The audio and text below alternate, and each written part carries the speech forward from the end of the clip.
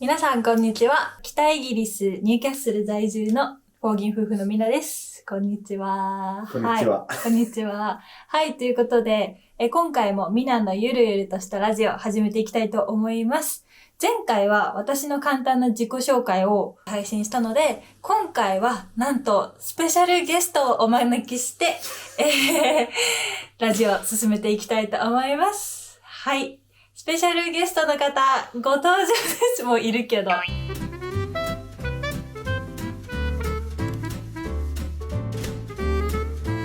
今回はこちらのスペシャルゲストさんにインタビュー形式でインタビューをしていきたいと思います。はい。よろしくお願いいたします。よろしくお願いします。よろしくお願いいたします。では、あなたのお名前とお年とお好きな食べ物を聞かせてください。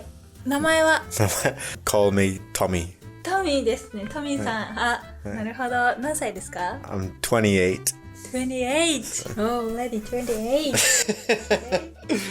お好きな食べ物は何ですか？肉。チーズと思いましたけど肉でした。なぜイギリスのニューキャッスルに今住んでるんですか？ My family's from Newcastle, so it's nice to be close to my family. なるほど。じゃあトミーさんはイギリス人ってことですね。Yes. なるほど。でもイギリス人なのにトミーさん日本語喋れますよね。ちょっとだけ。なんでですか？ Because I lived in Japan. 何年住んでたんですか？ Altogether about 5 years. どうやって日本語を勉強したんですか？ I didn't practice. I just learned at work usually and at the pub. At the pub? Pub mean 居酒屋。Yeah. どうやって random person to say hello? Yeah. どのぐらい喋れますか？何？日本語全部？Kind of same as I've lived in Japan, but still not very good because I don't practice using the textbook or anything, just speaking. ね、プロナンセーションはすごい上手ですけど、たまにね、文法はちょっと苦手な気がする。じゃあ、そんな日本語がフルエンシーなのに、どうしてイギリスに帰ってきたんですか？ Kind of want to be closer to my family a little bit. ホームシックってことでいいですか？大体がいい。So that's fine. ところでトミさんの英語はあんまりブリティッシュ英語じゃないですよね。なんでですか？ Because I lived in a lot of different countries. Like I lived in Canada and Newcastle uses like a dialect called Geordie, so I speak that. So it doesn't sound like BBC English basically. So very different to like what's it called RP?Like the nice way of speaking British, like. And then we went to the park and ate a hot cross bun at the park. それが何？ RP, like BBC みたい。Sorry, it sounds like the BBC sort of radio. ジョーディーはどんな感じ？ Just more relaxed. For me anyway, it's just more relaxed. So どんな感じ？ using different words, so like kamawa instead of come over.Hoi means throw. 日本語みたい。Lots of stuff like that. Just like a little bit slang and pronunciation's a bit different. So it's easy for us, but it's maybe a little bit difficult for other people to understand. Yeah. That's why I can understand everything. はい。ということで、じゃあ次は、じゃあそれに付け加えて、今までどんな国に行ったことがありますか？ Holiday or living? How many?I have no idea.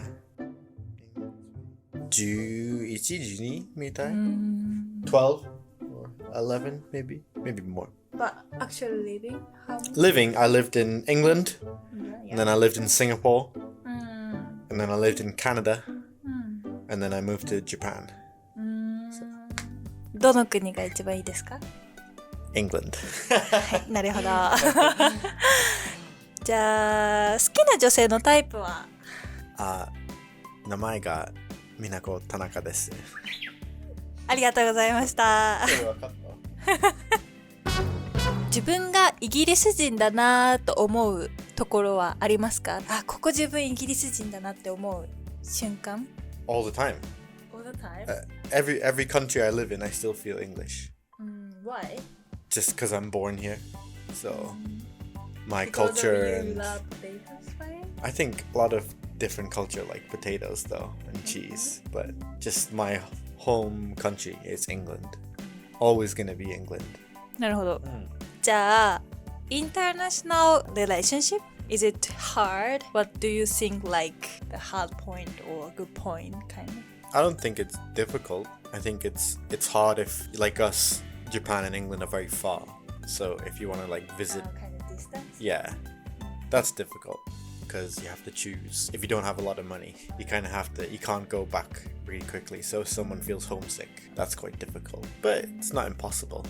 As long as it depends on the person. So some people feel really strict about like the culture, like, oh, I'm an English person, I can't change my things, or I'm a Japanese person, I can't change my like habit or something.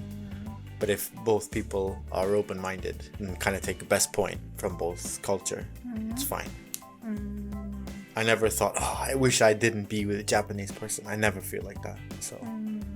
なるほど、interesting. じゃあ、日本とイギリスどっちに住みたい、もしくはどっちが好きですか？ England. なるほど。トミさんの仕事は何ですかI'm a carpenter. いや、トミさん、カーペンターさんをしているんですが、一個見てくださっている方からの質問で、日本のカーペンターの仕事とイギリスでのカーペンターの仕事の違い What are the difference? Like... I think it's not too different. Maybe Japan, the work is a bit bigger because you can build like a building using wood. But here most buildings here are made out of bricks and plaster. So mostly carpenter doing kitchens, some sort of outdoor, maybe the roof, yane, or a little bit reform, making furniture. So work is a little smaller. I think that's the difference, kind of. So in どっちが好き？ in my honest, I prefer Japanese carpentry working in Japan. So it's more, what's the word, streamlined. That's the word. Like the next step you always kind of know. It's kind of simple, like manual mitai. But England is kind of like, every time you have to stop and think, what's a good way? What can I do this, you know? It's mostly because I think the houses here are so old and haven't really changed for a long time. But Japan, most houses tend to be kind of new, like after 1950 or something, you know, pretty common. But it's kind of like rolling the dice here. You don't know how old the house is going to be. So, but Japan, it's more like kind of similar, which I think is kind of a good point. Makes things much more smooth.